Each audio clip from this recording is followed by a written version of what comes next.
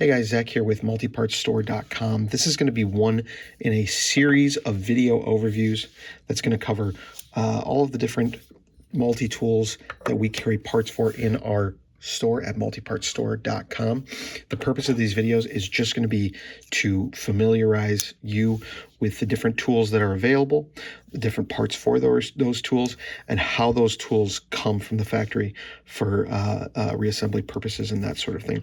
This is not going to be a super comprehensive video, but it is going to be a broad overview so you can familiarize yourself with the tools before you purchase them. This video is about the Leatherman Rebar. It's a really popular tool on our website. We have a lot of parts for it. And of course, you're going to have the wonderful mid-size awl on this tool, which you're not going to have anywhere else. So that's a big seller that sells out pretty frequently. So people can put them on their Leatherman waves. To start, let's get the dimensions here. We're looking at about an inch and a little under an inch and a quarter wide. We're about 4 inches long, and I bet you it's 5/8 thick. Oh, even a little bit thinner. Maybe 5/8 is 9/16, something like that. About 5/8 realistically. For these, you're going to need our medium and large size knurled nut wrenches. These come in a 2-pack. I just pulled these straight from the pile. There's your large size is going to be up on the upper, the pivot, the plier side pivot, and then you're going to use the medium size on the tool side pivot. And I like to have 2 wrenches so that I can back up the one side of this is keyed, but it's useful to have 2 wrenches. So they come in a 2-pack. Let's see, let me put those away. Other than that, we got, let's see, we have centimeter markings on the frame on this side. On the other side, we've got inch markings, and it does go 1, 2, 3, 5, 6, 7. Let's just pull out a couple of tools for reference here. On your right is going to be the file side of the frame, and on your left, we're going to call that the saw side of the frame.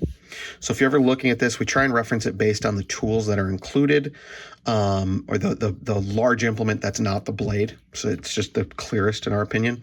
And we also try to provide what inch markings are included on that side. So you can purchase based on that. But again, your file side is going to be 1, 2, 3 in inches and 1 through 8 in centimeters. Your saw side is going to be, let's see, is that 13 through 19 in centimeters and 5, 6, and 7 in inches. Let's jump into the file side, which is usually the side we do first, since it's 1, 2, 3 in inches, and this is America. For better or worse, I'm not making a comment on the metric system, and I hope that no one takes offense to that. From front to back, again, we're looking at the 1, 2, and 3 inch side, the file side frame. We're going to start with the plain edge knife blade. Then we are going to have, and I'm going to unlock this and get this out of my way so I don't cut myself, and we'll pull that blade out last. We're going to pull the tool clump out. All right, so from front to back, we are going to have the plain edge knife blade. Then we are going to have the reamer roll, the small flat screwdriver, the large flat screwdriver, the lanyard ring, which didn't want to come out. I'm not sure I can get it out. There it is. The lanyard ring is next after the large flat screwdriver. And finally, the file, which is single cut on one side and double cut on the other with a nice aggressive edge for, metal sawing if needed. So I'll just fan that out in order so you can see it.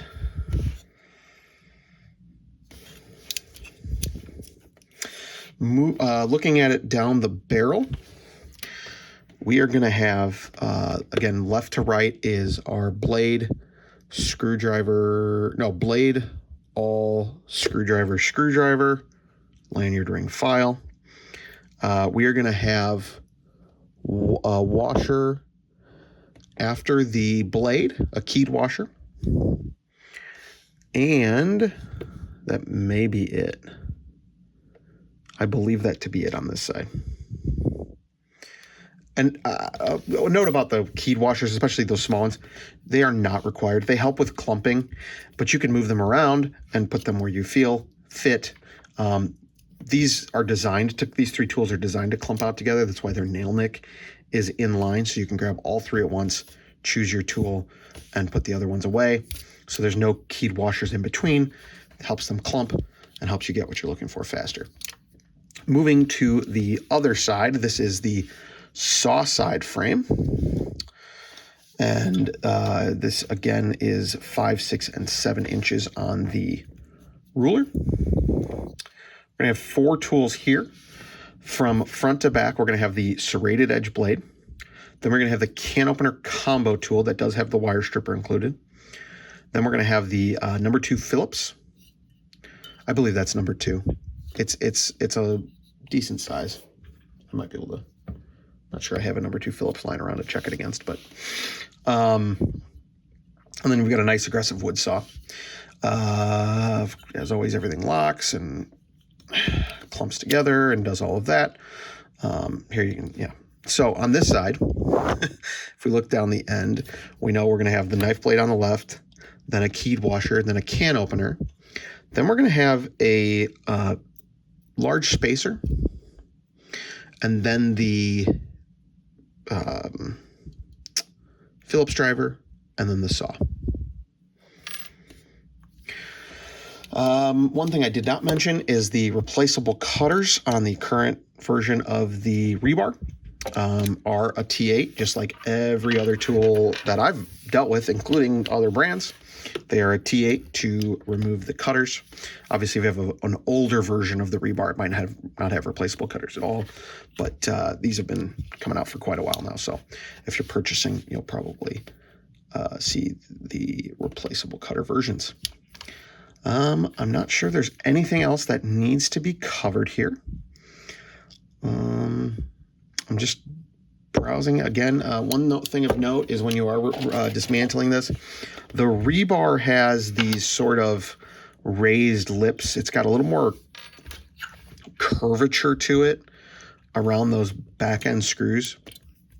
So I do recommend that you always keep that keep that wrench nice and flat, and what you're going to be turning with one, and keep one nice and flat against the tool, so that it can get a better grip and doesn't slip as easily. You should be able to get it out without any issue. One of these sides, it's hard to know. I usually do it by feel, but one of these is the screw side, and one of them is the pivot, and the pivot has a flat in it, which means it doesn't want to spin. It wants to lock into the handle, but you can overcome that, which is why I don't rely on that to hold it in place. I usually put a wrench on the back and then break it open. And in fact, since we're doing this, let me grab some used wrenches, and I'm just gonna show this technique.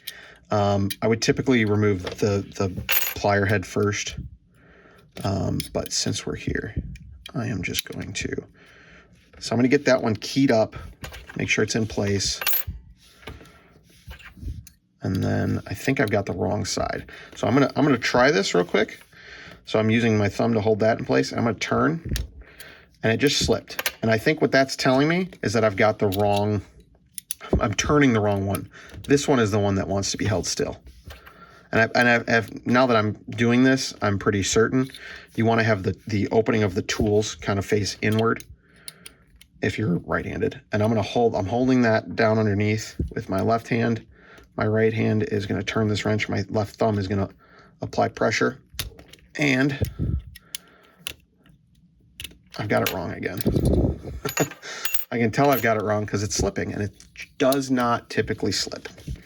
These wrenches are old, but they should not slip on you if they're new or even once they've been used a lot. So I'm going to, again, hold that back end with my left hand, pressing it firmly against the teeth of the nut, and press down on the right one. Yeah, this is how it's supposed to go. So if you feel that slip, it could be a defective wrench, but I mean, I've used these wrenches. I mean, they'll last you dozens and dozens of times. I take apart pretty much all of my tools with the same 2 wrenches. So one more time, I'm going to show that to you without screwing it up, because this is how it should go when you get the right side off the bat. And now that you have this video, you know which side. So I'm going to face the tools in. I'm going to keep that wrench down underneath. I'm going to keep that locked in place. One finger applying pressure so it seats deeper, and then the rest of my fingers, or my middle finger and ring finger, just kind of holding it so it doesn't spin on me.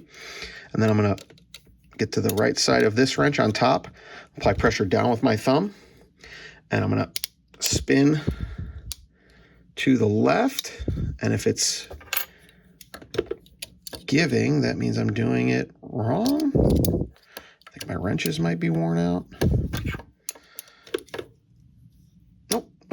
There it is. Spinning now. Yep. So obviously don't spin and spin and spin if it's slipping, because you will wear out the teeth of your wrench or the teeth of your thing. You can always flip them over because they're a little bit thicker than the screws.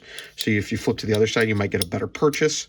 I mean, you can see that's kind of, and that was a bad spin. So usually they'll move easier than that. And I will just keep kind of rotating it, being careful. Once you get kind of towards the end, you can slip. You can slip down past the screw. So now that's free spinning. So you want to keep that, make sure you're engaging the teeth. And then eventually you'll get to a point where you just feed it out by hand. It depends on how much Loctite was used. I find the rebars always have plenty of Loctite. Obviously some have more and some have less, but they always have Loctite.